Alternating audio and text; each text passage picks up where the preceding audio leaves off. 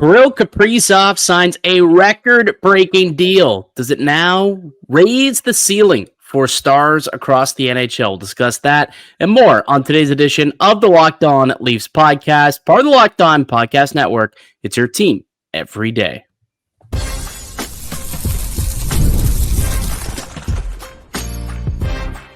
You're Locked On Maple Leafs, your daily podcast on the Toronto Maple Leafs.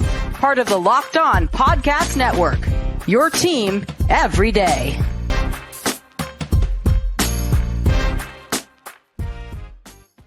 Hello and welcome into the Locked On Leafs podcast, a daily Maple Leaf-centric podcast hosted by myself, Mike DiStefano, and my co-host, Dave Morassutti. Today's episode is brought to you by FanDuel. Download the FanDuel app now by visiting FanDuel.com and win $300 in bonus bets if your first $5 bet wins. Dave, would you be willing to place a $5 wager on the Minnesota Wild to win a Stanley Cup over the next 8 years with Kirill the Thrill at the helm? Probably not. Good for Kirill. Good for, I guess, Minnesota Wild owner Craig Leopold. But yeah, no, I don't know if I'm running to throw my money on the Minnesota Wild winning the cup. I'm just trying to see what their odds are at. My internet's being a little bit slowed down by trying to work with it, doing the streaming and then trying to do this. But I don't imagine that today's announcement of him signing a record-breaking deal will really do a whole lot in terms of Stanley Cup odds, but they are at 25-1. 25-1 odds to win the cup there at plus 2,500. Maple Leafs plus 1,600. By the way, to win the cup, right behind the New Jersey Devils, who are plus 1,300. So seems like FanDuel, like Sheldon Keefe, to raise the cup over his head before Craig Berube, which is interesting and a conversation we can get into on a later date. But yeah, some big news in the NHL today. Kirill Kaprizov signs a record-breaking extension, 8-year deal, $17 million AAV for a grand total of $136 million. $17 million a year. That is the most that any hockey player has ever made, playing one season of NHL hockey, and $136 million guaranteed, the most any contract that's been handed out as well. What did you make of that news when it came down? I was first surprised that he even decided to go back to Minnesota, that he decided to stay, because all I was hearing is there might be some rumblings of teams trying to get on that radar, a little bit of tampering without saying they're tampering. Well, dude, when someone says, all right, we'll pay $136 million, it's kind of hard to say no. You know what I mean? Especially when the last deal that was offered to him was for 128, and he's like, yeah, no. You know what? Add another $8 million, and I think we got ourselves a deal. Yeah, another mil per season. I'll sign that. Call me when you're ready to agree. And Bill Guerin called. Kaprizov was ready to go, and that deal got signed, sealed, delivered today. And it was funny. I don't know if you saw the clip of they did the press conference to announce the deal, and someone said, "Oh, are you happy?" And Garrett asking Kirill if he's happy, and Garrett says he better be effing happy.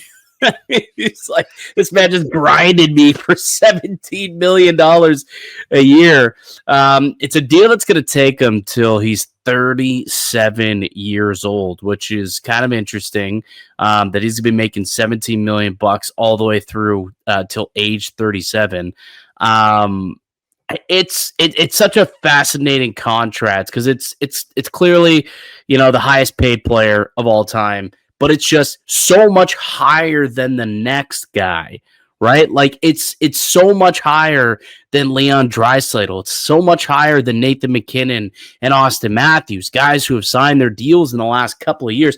Draisaitl signed it a year ago, and it's like $3 million per season more. And Draisaitl's the better player. Yeah, this is it. The richest deals total. Ovechkin signed a contract for $124 million. That was a 13-year deal and had only paid him $124 million. Kaprizov got $12 million and 5 less years. Draisaitl's contract, yeah, there it is, $112 million that he signed on an 8-year deal. So Kaprizov legitimately is making out like a bandit here. The amount of money that he was able to hold out for and get from Minnesota. Congrats to Kaprizov and his family. That's generational wealth right there. But boy, that's I don't know. That's just such a big number for Minnesota to hand out. Yep, and like considering 3 years ago, Nathan McKinnon's deal was just a hair shy over $100 million. Mm-hmm. Kirill Kaprizov 3 years later is making almost $36 million more. Yeah, that's 36%, guys. Like that's easy math. That's 36% more than Nathan McKinnon, and that's only 3 years later. Like it's insanity. The contract that he just got there. I mean, good for him. Yeah, his agent is gone. Party tonight. Yeah. Good that agent for him. can retire happy and not even have to worry about anything else ever again. Who's his agent? Hold on, let me see. Who's you know what? I saw the Judd? Is he a Judd guy? No, Paul Theophanos. Paul Theophanou. Some Greek guy, it sounds like. It's a very Greek sounding name at least. But yeah, congrats, man. That's a big. You know what it is though. I will say one thing. Not a lot of teams would be able to do this. Like I don't think Toronto may not have been able to do a contract like that. Obviously, like if you were to make it to free agency, like we talked about this before, right? Like if he gets to free agency, like should Toronto be interested? Should they look into it? They never would have been able to come close to that number.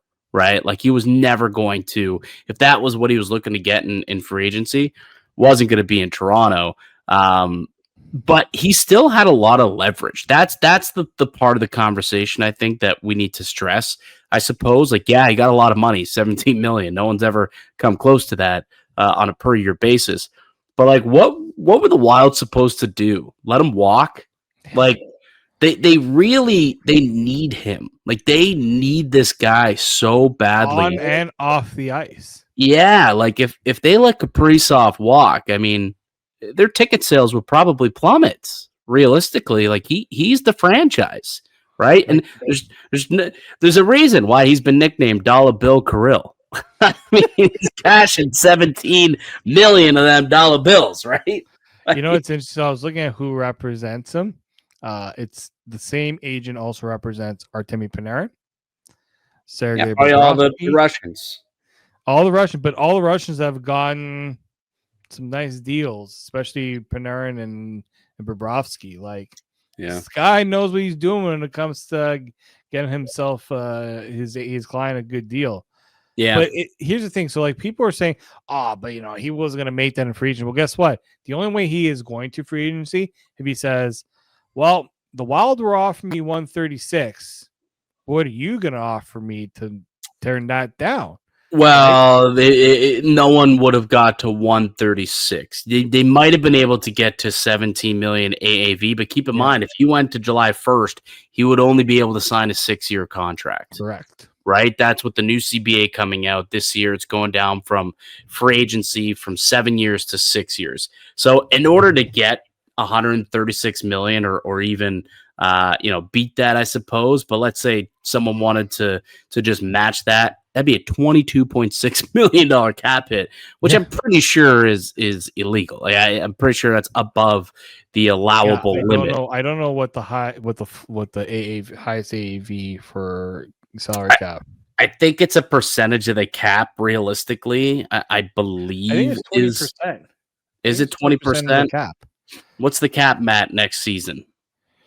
Let's see. Well, I guess this would be it, right? He's getting 20% of 95.5 in cap and salary. Is that what this tweet is all about? No, this is about the structure of the deal. That's like absolutely asinine when you look at so front loaded. Lots of bonuses. He is getting. And one of my friends was saying, Minnesota is not a, we talk about the no tax state sort of thing. this helps by front loading these deals. It Mhm. does help in that regard too. So they made sure not only was he going to get paid, he was going to get paid a lot. Yeah. Oh, yeah. He's going to get paid a very large amount of money, but no longer an option for the Maple Leafs come 2026 free agency. So the Leafs will have to look elsewhere if they want to bring in a high price ticket free agent. I can think of a player who they could pivot to that I think would make a lot of people happy. I think I could think of one guy at least. That's for sure. But what does this mean for the rest of the NHL? What does this mean for the Maple Leafs and the guys who are going to be hitting free agency? Right, the aforementioned Connor McDavid still a free agent. Jack Eichel free agent. You know, we're a year away from Cale Makar being a free agent. Does this deal raise the ceiling on those contracts? And looking back, how does the Matthews and Nylander deal look now? Seeing what Kirill Kaprizov just signed for in Minnesota. We'll get to all that and more here on the Locked On Leafs podcast, part of the Locked On Podcast Network. It's your team every day.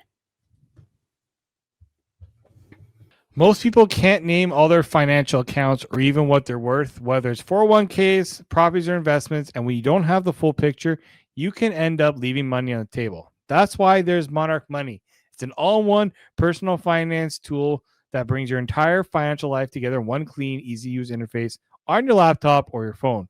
Monarch is built for people with busy lives. If you put off organizing your finances, Monarch is for you. It does all the heavy lifting. You can link all your accounts in minutes to see clear data visuals, get smart categorization of your spending, and finally feel in control of your money without ever touching a spreadsheet. Well, I don't think Kirill Kaprizov has to worry too much about that. But if you're looking to maximize on your investments, increase your savings rate, easily review finances with your partner, this is where Mark can help because it keeps everything clear with week to week and long-term goals planned.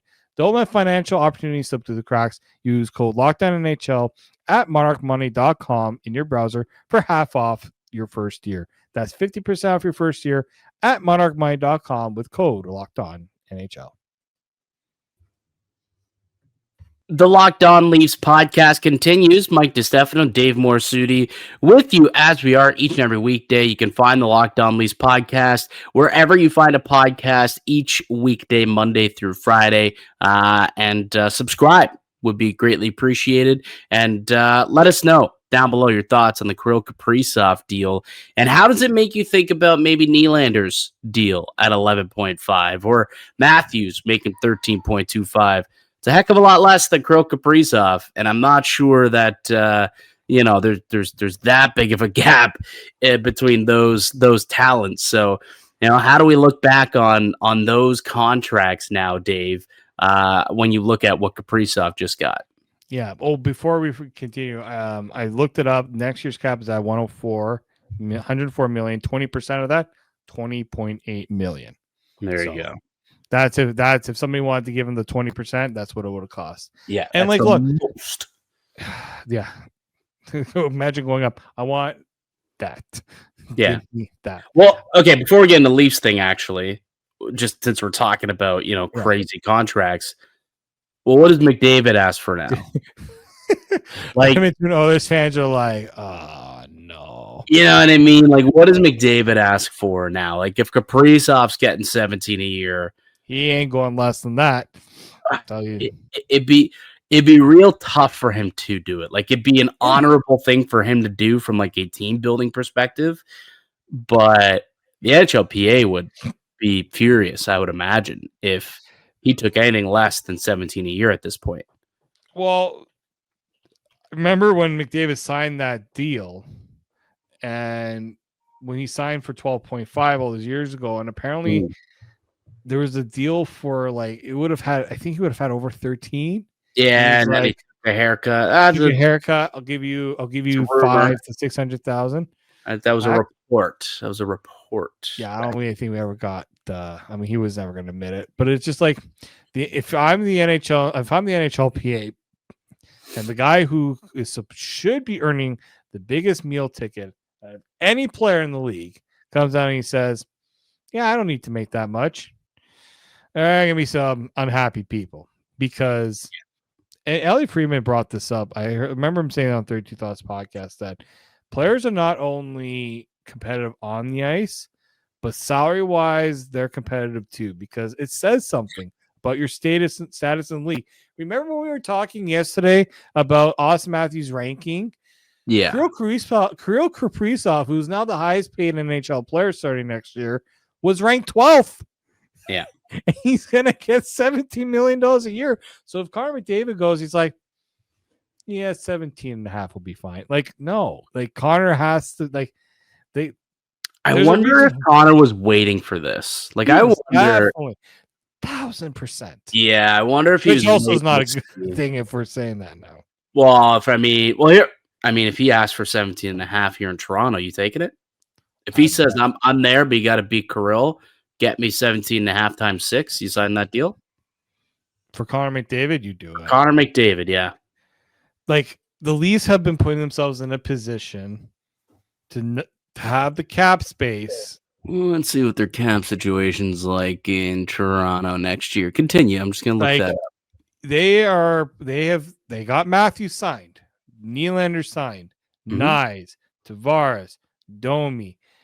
The defense, the only two, the whole blue line is signed next year. Yeah, they have it projected right now with the cap. If it gets to 104 million, projected cap space of $20.32 million.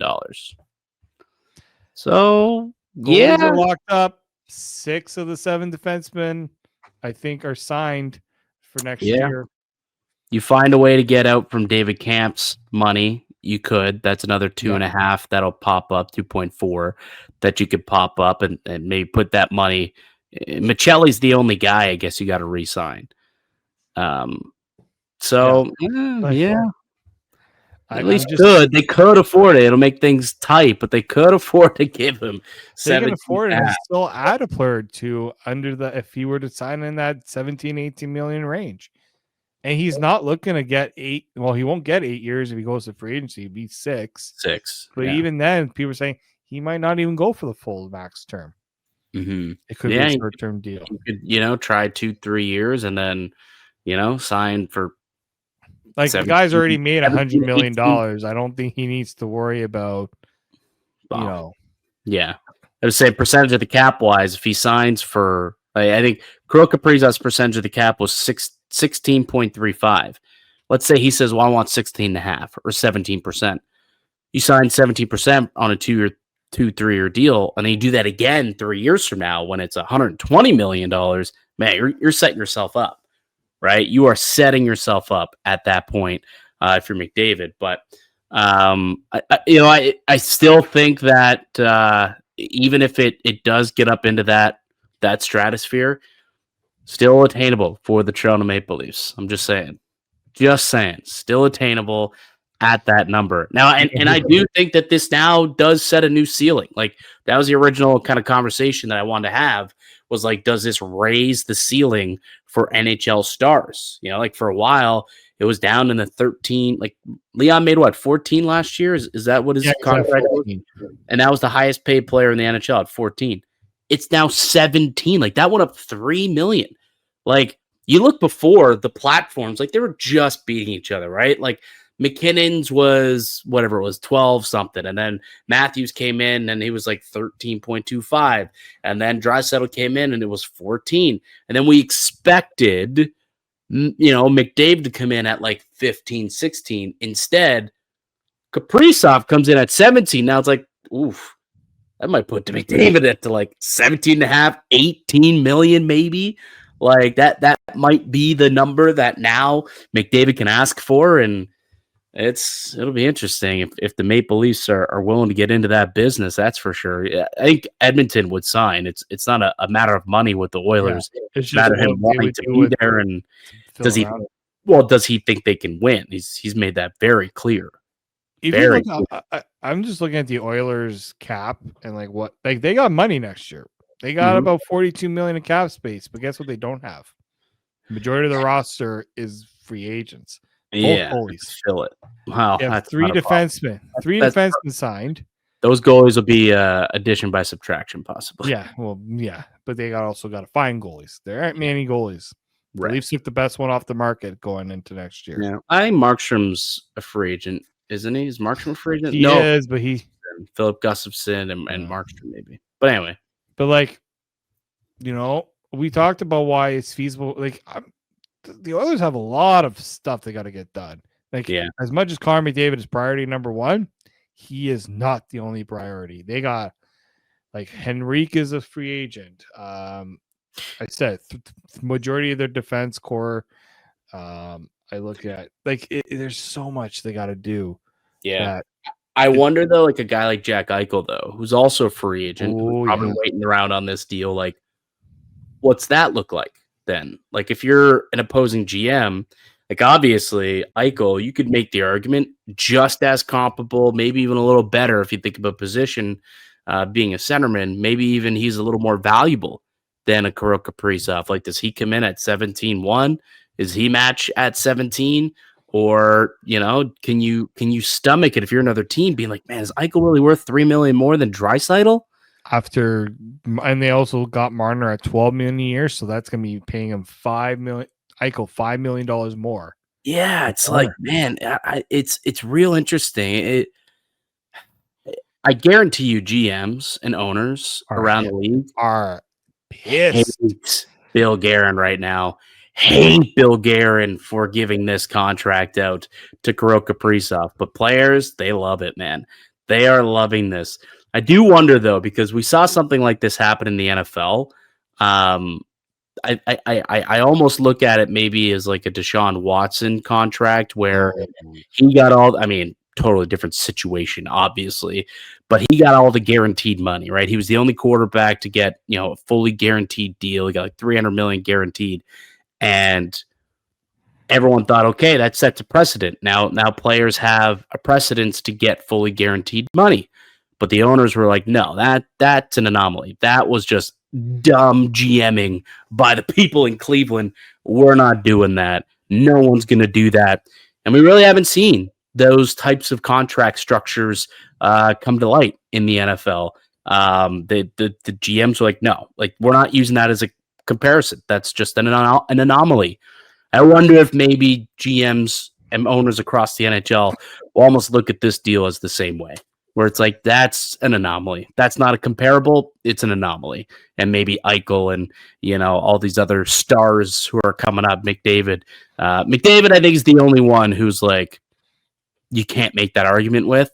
But I feel like maybe everyone else, you could possibly be like, that's the anomaly. No, we're going to look at Leon and you're under him type of situation.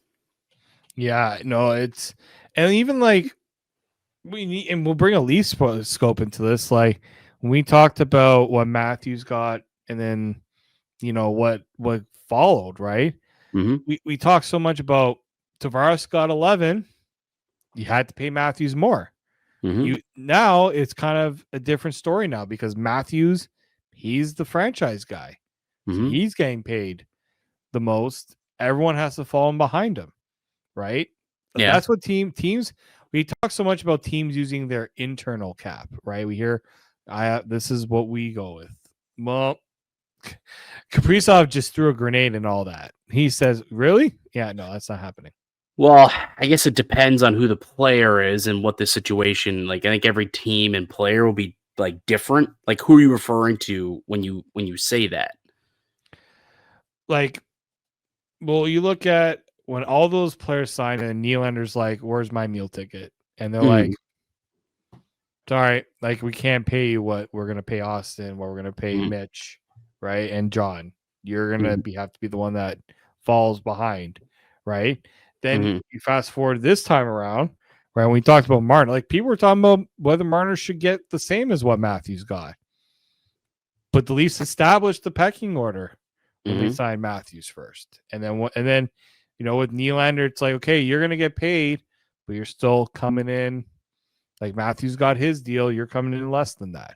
Yeah, like it's just the Minnesota Wild don't have a player like other than Kirill Kaprizov. Like they don't have that other like right. Like that's dominant. now the the guy. I think outside of him was a Boldy was making 7, Brock Faber making 8.5, and that was where their ceiling was. Well, I guess Kaprizov was making 9 million, I guess. So Kaprizov was his own ceiling, and they just reset it from 9 million up to 17.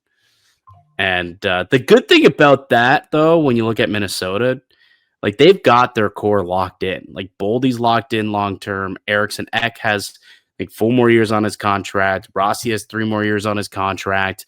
Defensively, Faber's locked in.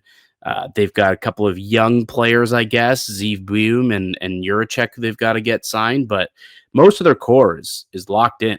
And so that's a reason why they can afford to pay Kirill, because they've got a good understanding of what their future looks like. And you could say the same for Toronto. Like their core's pretty locked in, over the next few years. So you know how much money you have available. So if you do want to go big buck hunting for a McDavid or for a Jack Eichel, sure, it might cost you an arm and a leg now.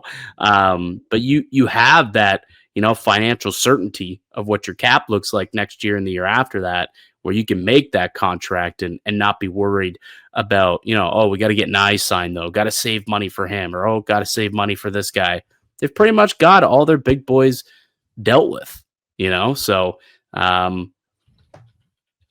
we'll see what next summer brings. I think it's going to be very interesting what it'll bring.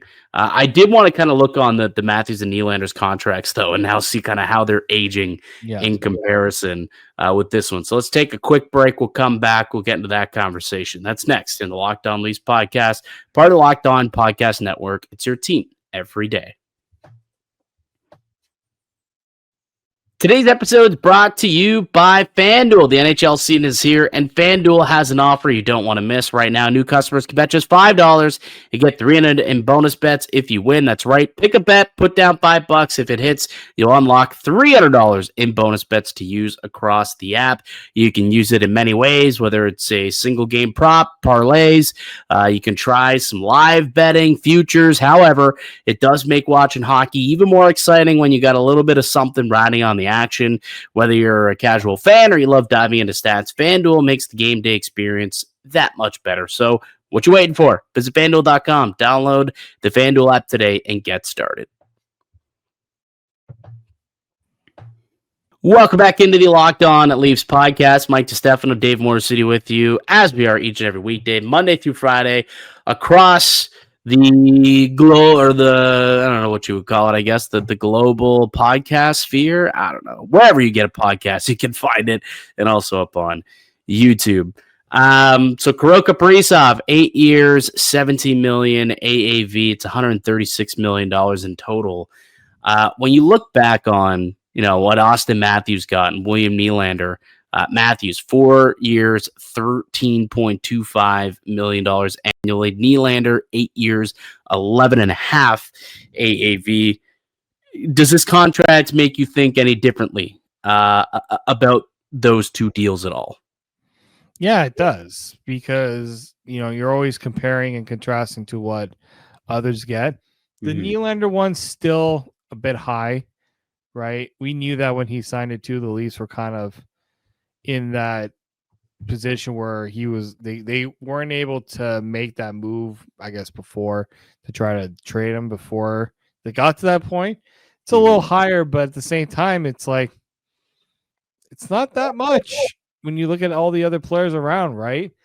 And the real winners of these deals, as you say, are like the teams that got these deals done before the cap got up, right? Right. The Oilers, they're happy with Draisaitl.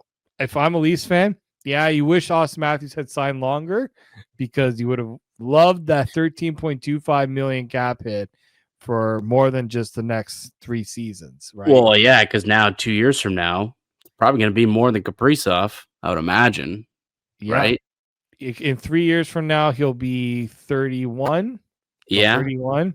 Might be another 5 years. The thing is, he won't be getting 8-year deal. He won't be getting a 7-year deal. It's going to be 7 if you stay with your team, or 6 if you go to free agency. Right. And Matthews also changed the game a little bit by only taking a 4-year deal.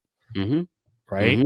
Yep. So It just makes the Matthew Nyes contract look that much better too. Because Was that the one you look at? See, it's interesting. I look at that one too, though. Yeah, because those are players that you got them signed for a long time now, so you don't have to worry about what his next deal is for a while.